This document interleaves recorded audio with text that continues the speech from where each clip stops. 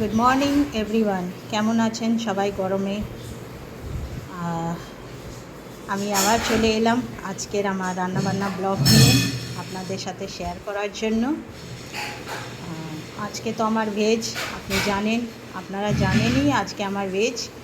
তো আজকের দিন আমি ভেজ খাই। আজ আমার গুরু বাবার বার থাকে, তার জন্য আজকে আমি ভেজ খাই।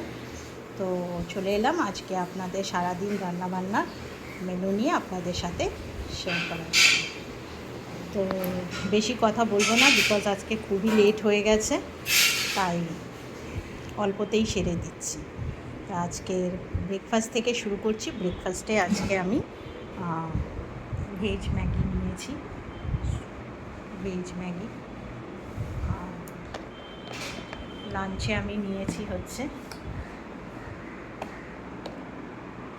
ভাত, লেবু, আলু পোস্ত, আর তার সাথে হচ্ছে বিউলির ডাল। এই হচ্ছে আমার লাঞ্চ। আর ডিনারে হচ্ছে ভাত, একটু আলু পোস্ত আছে, তারপরে হচ্ছে এখানে বিউলি ডাল আছে,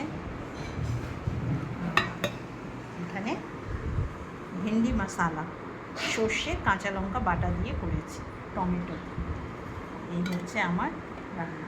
আর হ্যাঁ, একটা কলাও আছে যেটা আমি খাবো।